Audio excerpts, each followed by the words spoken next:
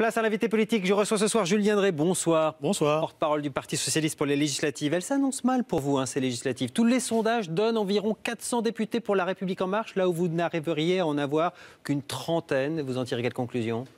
Bon, mais on savait... Ceux qui ont conçu le report du calendrier l'avaient conçu pour amplifier la victoire présidentielle. Donc la machine fonctionne, elle fonctionne bien. On a un président de la République qui est nouvellement élu, qui est jeune, qui est dynamique, qui a bien observé la vie politique. Donc il sait que dans cette phase-là, il ne faut pas faire de fautes, il ne faut pas faire trop de mauvaises annonces. Il n'en a pas fait. Voilà, il n'en a pas fait, c'est clair. Il a bien géré son calendrier. On voit bien qu'il manœuvre avec... bon, et le terme manœuvrer n'est pas péjoratif dans ma bouche. Hein. Voilà, donc on va avoir un phénomène d'amplification. Et puis il y a incontestablement dans le pays, et ça c'était pas une surprise, enfin pour moi ça ne l'était pas, il y a une envie que ça marche, il y a une envie qu'il se passe quelque chose, il y a du positif qui s'est... Que vous jugez légitime? Que les Français aient envie que ça marche? Oui, mais non, au contraire. Vous aussi, vous avez envie que ça marche? Tout le monde a envie que ça marche, tout le monde a envie de sortir de la torpeur, plus exactement de l'état dépressif dans lequel on était, où tout était négatif. Donc vous comprenez vos sympathisants qui sont prêts à voter pour un candidat à La République En Marche dès le premier tour? Ils sont nombreux, d'après une étude de l'IFOP pour la Fondapol, 37%. Oui, je pense qu'il y a un certain nombre de socialistes, ce qui est d'ailleurs le problème de cette élection. Il y a un certain nombre d'électeurs socialistes qui ont joué la carte d'Emmanuel Macron, ne serait-ce que par son origine. Son origine, c'est quand même un ministre socialiste, ou en tous les cas qui était dans un gouvernement socialiste. C'est quelqu'un qui a accompagné la victoire de la gauche en 2012. C'est quelqu'un qui se revendiquait pendant longtemps d'être dans l'esprit de la République, mais dans le camp de la gauche et des forces progressistes. Donc il y a un certain nombre d'électeurs socialistes qui, effectivement, pour l'instant, veulent lui donner sa chance. Voilà. Et, pardon, mais ceux qui vous écoutent ce soir ne vont peut-être pas se dire dimanche je vais voter pour le candidat socialiste, parce que même Julien Drey, il a envie que ça marche, il est pourtant porte-parole des législatives, il comprend la démarche, et finalement il y aurait une logique à tout ça. Non mais attendez, il y a avoir envie que ça marche, ça veut dire aussi se donner un certain nombre d'objectifs. Si avoir envie que ça marche, c'est libéraliser le marché du travail, ça c'est pas ça marche. Ça veut dire précarité, ça veut dire difficulté pour les Français. Si avoir envie que ça marche, c'est dire au contraire plus de solidarité, plus de justice sociale, ça c'est positif. Donc l'état d'esprit dans lequel on est, en tous les cas, et moi je pense que c'est ce que nous portons maintenant dans toutes les réunions, chaque député socialiste à l'Assemblée nationale va être utile. Il va être utile par rapport à la défense d'un certain modèle social, par rapport à la revendication de justice sociale et contre un certain nombre de dérives qui sont possibles et qui sont marquées. On le voit bien d'ores et déjà, par exemple, sur la question de réforme du droit de travail. Oui, mais justement, je vais vous donner un exemple. Mais pardon, la question de la réforme du... Laissez-moi finir. Je vous donne un exemple. Moi, j'ai fait partie de la génération qui, en 93, s'est retrouvée à 57 dans l'hémicycle. Et on me disait, vous allez servir à rien. Et pourtant, ce groupe des 57 a été extrêmement important. Il a, par exemple, empêché que la loi Fallou soit remise en cause et que le financement des écoles privées soit généralisé. Il a été un élément essentiel dans la bataille contre la réforme des retraites en 95. Donc je le dis, et c'est ça qui est important, chaque député socialiste sera un député vigilant, utile et efficace. Vous me parlez de la loi travail. La loi travail, telle qu'elle est proposée aujourd'hui, c'était la loi travail initiale que François Hollande voulait, portée d'ailleurs par Emmanuel Macron à l'époque. Bon, il y a eu des complications qu'on a connues, les frondeurs. Il remet ça aujourd'hui, mais c'était votre projet à vous. Non. Je vais vous faire un petit secret. La loi travail telle qu'elle est là, en tous les cas de ce que je vois des choses qui sont publiées, c'est la première version de la loi travail. Celle qu'effectivement voulait Emmanuel Macron dans une note qu'il avait fait à l'époque. Au moins il est cohérent. Oui, mais bon, tant mieux, voilà, pour lui, je veux dire. Mais ce n'est pas la loi travail que nous avons reprise à notre compte. Au contraire, rappelez-vous... C'était la loi travail voulue par François Hollande.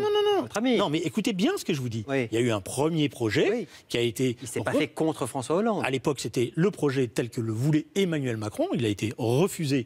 Il a été, en tous les cas, énormément critiqué, notamment par la direction du Parti socialiste à l'époque. Et nous avions dit, ça va trop loin, c'est très dangereux. Attention à la généralisation, par exemple, des accords d'entreprise au détriment des accords de branche. Donc, ce n'était pas la loi travail des socialistes. C'est d'ailleurs pour ça qu'il y a eu, vous vous rappelez, une deuxième version qui est revenu sur un certain nombre de choses, qui a permis, y compris des avancées importantes en matière de compte de pénibilité, en matière de garantie jeune. Bon, donc c'est pour ça que la loi travail telle que nous l'avons votée, c'est pas la même. Attention. Alors vous disiez tout à l'heure, avec une poignée de députés, on pourrait être utile. La question est de savoir ce que les Français voient comme avenir au Parti socialiste dans le sondage de l'IFOP. J'ai pas dit poignée parce que j'ai repris l'exemple de 93. Moi, je pense que d'abord une élection n'est jamais jouée jusqu'au moment où les gens votent, mais moi je crois qu'il faut se battre jusqu'au bout. Voilà. Je vois bien la pression qui se met en place. Je tiens d'ailleurs à attirer votre attention, et ça sera un problème qui va être posé au Conseil constitutionnel. La manière dont les élections des Français de l'étranger ont eu lieu, qui donne un résultat avant même que le reste de la France. Ça influence le vote, vous pensez? Évidemment que ça influence le vote. Alors, vous avez tous les articles que vous avez qui disent il y a une c'est un résultat en même temps, voilà. Oui, mais donc c'est une tendance de ce que veulent les Français. Non, attendez. Fût-il à l'étranger. Non, n'essayez pas de justifier l'injustifiable. En droit, en droit électoral, on essaye de faire qu'il n'y ait pas d'élection qui entache une autre élection. Alors là, il y a quelque chose qui s'est passé. D'ailleurs, c'est un problème de procédure électorale qui est posé. En tout cas, sur le Mais je n'essaie pas de faire le mauvais joueur. Je dis simplement que dans des situations difficiles, quand vous êtes en campagne électorale, vous n'avez pas forcément envie d'avoir des résultats qui ne veulent pas forcément dire grand-chose, y compris au regard du taux de participation dans ces élections. Les Français, ça semble assez évident, ne vous voient plus pour l'instant comme un parti de gouvernement, en tout cas dans les années qui viennent. Est-ce qu'ils vous voient comme une force d'opposition? La Fondapol a posé la question avec l'IFOP. Regardez, c'est assez intéressant. Qui seront les principaux opposants à Emmanuel Macron? Eh bien, ça se passe aux extrêmes. Front National, 48%. La France Insoumise, 36%. Regardez le PS. Vous n'existez même pas comme force d'opposition. Qu'est-ce que ça vous dit, ça? Ça me dit qu'il y a du travail à faire. Voilà, c'est tout. C'est tout? Oui. Quel travail? Ça, ces sondages-là, je vais vous dire une chose. C'est tout bénéfice pour les instituts qui les font, mais du point de vue de ce que ça va arriver... 3000 personnes. Mais oui, d'accord, mais... Gros échantillon. Attendez, on est... Crédible. 30 secondes. On est à la fin d'un processus électoral, d'une élection présidentielle qui a vu le Parti socialiste avec un score très mauvais. Donc c'est clair. Est-ce que c'est la fin du PS? Mais non, est-ce que c'est ça que ça nous dit? Mais non. Mais ça, je vais vous dire une chose. Je l'ai entendu. Vous savez, je suis plus tout jeune. J'ai quand même une expérience militante. Je l'ai entendu plusieurs fois. Et le Parti socialiste, c'est pas un parti gadget. C'est pas un parti qui s'est créé du jour au lendemain. Le Parti socialiste, c'est une histoire politique. L'histoire du combat pour le socialisme, elle peut pas disparaître d'un coup de trait. Non, pas l'histoire du combat socialiste. D'ailleurs, c'est pas un hasard si ça fait plus de 120 ans. Pourquoi? Parce que le combat pour la justice sociale, il est toujours d'actualité. Ce combat-là, il peut pas disparaître. Alors le combat pour l'égalité. Qui est responsable de ça? Parce que dans la vie politique, il y a des hauts et des bas. Non, mais là, c'est plus qu'un bas. Là, c'est. Oui, mais d'accord. Mais on peut. Pourquoi? Qui est responsable? Attendez, le problème, c'est que si on part en essayant de faire un procès d'intention entre les uns et les autres, on ne va pas s'en sortir. Non, mais vous pourriez dire, nous le sommes tous collectivement. Non, mais oui, ça je vous le dis, mais ça sera une formule. Vous me direz. Bon, alors qui est responsable? Certainement, il va falloir analyser ce qui s'est passé dans ce quinquennat. Bon, c'est clair. D'abord, si vous voulez, il y a d'abord une crise intellectuelle de la pensée socialiste. C'est-à-dire que ces 10 dernières années, la pensée socialiste a souvent été une pensée défensive, qui était en phase de résistance par rapport à ce qui était le libéralisme triomphant. Donc, il faut qu'elle se repositionne dans l'histoire, qu'elle réapparaisse comme une force de progrès, comme une force motrice, comme une force qui a un avenir. Ça, c'est des choses importantes. On l'a vu, on a commencé à le faire. Vous savez, dans la campagne de Benoît Hamon, moi, je jette pas tout. Je pense que le débat sur le revenu universel tel qu'il a avancé et qui lui a donné une force importante au début dans la primaire, c'est pas une mauvaise idée. Et c'est même une idée progressiste qu'il va falloir retravailler, refinaliser. Mais c'est un droit qui peut être un droit nouveau et important. C'est ça le combat socialiste. Votre ami, François Hollande, vous le voyez toujours? Quand on a des amis, on les voit, non? Je veux dire, oui, je le vois, je parle avec lui régulièrement.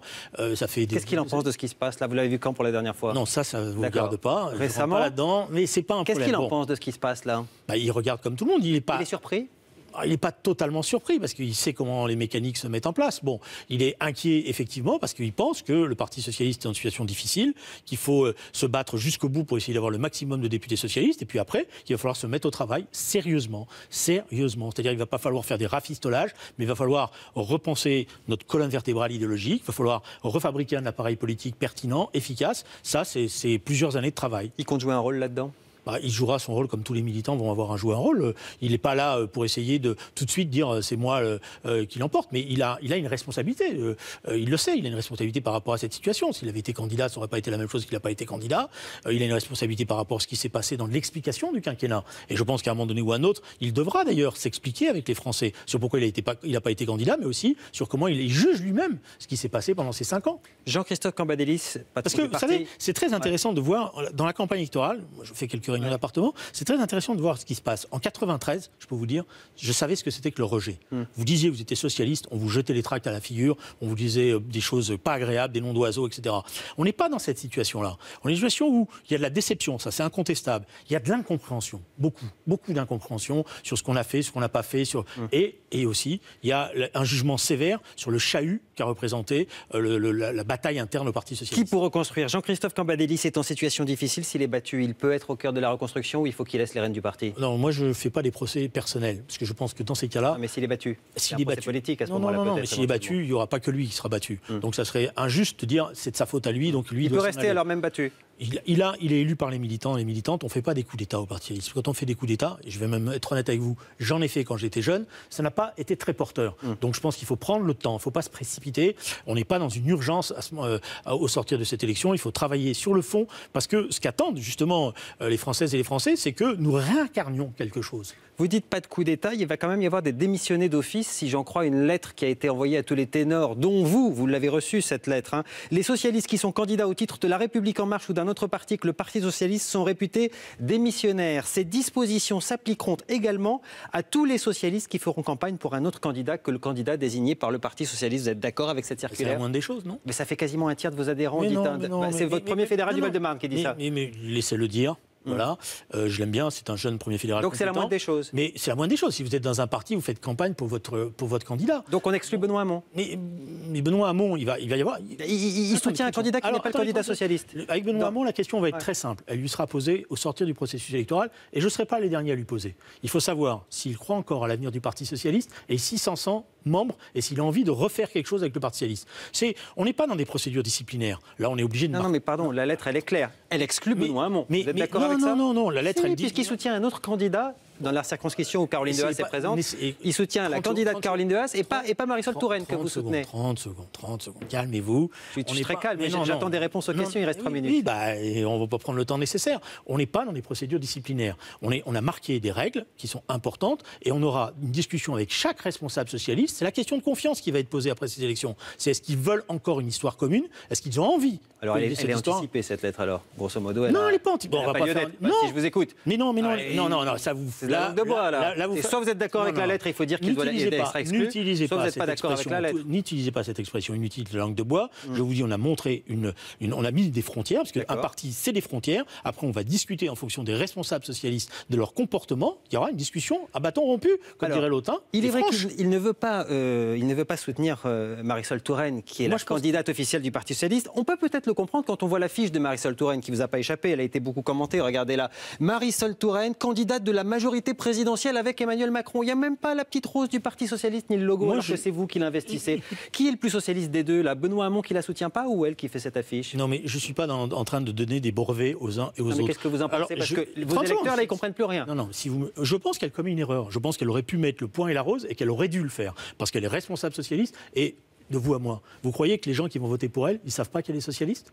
Qu'est-ce qu'elle veut cacher? Justement, le fait de ne pas le mettre, ça crée tout de suite une question. Tout le monde sait qu'elle est une responsable socialiste. Donc c'est une erreur. Tous ceux qui croient qu'ils vont berner les électeurs en cachant leur appartenance politique se trompent. Au contraire, après, en général, les gens leur disent « Mais pourquoi vous faites ça ?» Donc il vaut mieux s'assumer comme tel. Il faut dire « Je suis socialiste, je suis pour que ça marche, j'essaierai d'être vigilant. Quand ça ne marchera pas, je serai au combat. » C'est comme ça qu'il faut s'expliquer. Il y a matière à exclusion, parce que candidat de la majorité présidentielle avec Emmanuel Macron, pardon, je sais que vous aimez ce genre de choses, les uns et les autres. Moi, pardon, c'est pas moi qui ai fait la lettre du Bureau national. Mais écoutez, vous appartenez... Attendez, 30 secondes. C'est une lettre d'exclusion. Si vous faites un monologue, j'y arrive pas. Si vous appartenez à une famille et que quelqu'un qui est dans votre famille, auquel vous appartenez, auquel vous croyez, commence à vous dire « Toi, t'es nul, ta famille, elle est nulle. La famille d'à côté, elle est bien. » Vous considérez qu'il est toujours de votre famille?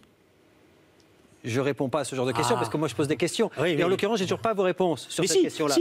Qui est le plus socialiste des deux? Benoît Hamon ou Marisol Touraine dans ce cas-là? 30 secondes. Si vous voulez raisonner comme ça, moi je ne marche jamais comme ça. Je ne suis pas distributeur de brevets et je ne suis pas avec une échelle télémétrique qui dit celui-là est un peu plus socialiste que l'autre. Je vous ai dit, au sortir du processus électoral, là je me bats jusqu'au bout pour qu'il y ait le maximum de députés socialistes. Au sortir du processus, la question de l'appartenance, de qui a envie de vivre ensemble, de qui a envie de reconstruire quelque chose ensemble, sera posée à chacun d'entre nous. Et chacun, il n'y aura pas une procédure disciplinaire. Chacun devra dire « oui, j'ai envie, j'y participe » et il faudra redéfinir des règles. Je pense, je vais vous donner un exemple, que ce que m'a appris la fronde, ce qu'on a appelé la fronde, fait qu'il y aura des règles, d'après moi, très strictes pour ceux qui seront des élus du Parti socialiste. Je considère que quand on est dans des accords, on doit le dire. Je considère qu'on peut exprimer ces désaccords. Mais quand on est un député du Parti socialiste, on ne vote pas la censure du gouvernement socialiste. Ou alors, on s'en va. Si Jean-Yves Le Drian, après le processus électoral, dit « moi je veux continuer à être socialiste, mais je veux continuer à être au gouvernement », il a le droit? Non, ça ne sera pas possible. 53% de vos sympathisants disent qu'ils le veulent. Non, mais attendez. Vous voyez le hiatus entre la base de vos militants et ce que disent les autorités du parti? Ce n'est pas le hiatus, excusez-moi, ces sondages-là, on peut en faire plein. Je peux vous en fabriquer d'autres qui diront la même chose. Donc les 53% qui répondent « on veut pouvoir être ministre et socialiste », mais attendez, mais je vous dis, ceux qui disent n'importe quoi. Est-ce que j'ai dit qu'ils disaient n'importe quoi? Non, vous dites donc s'il vous plaît, restons vigilant par rapport aux propos qu'on emploie. Qu'aujourd'hui, il y ait des militants et des sympathisants qui soient perturbés, c'est normal, vu la situation. Que nous définissions de nouvelles règles dans la phase qui va venir, c'est ce que nous allons faire. Donc je ne suis pas en train de dire celui-là a raison, celui-là a tort. Vous voyez bien la méthode que j'emploie. Et la méthode, c'est la seule manière de refonder un vrai parti politique démocratique. Je sais que des fois, c'est difficile à comprendre, hein, parce que des fois, on veut que ça soit noir et blanc, mais la vie, vous l'avez appris certainement, et vous devez le savoir, c'est pas toujours noir et blanc. Ça, c'est certain. Merci beaucoup, Julien Drey, d'avoir répondu à nos questions ce soir. On se retrouve pour le grand décryptage. À tout de suite.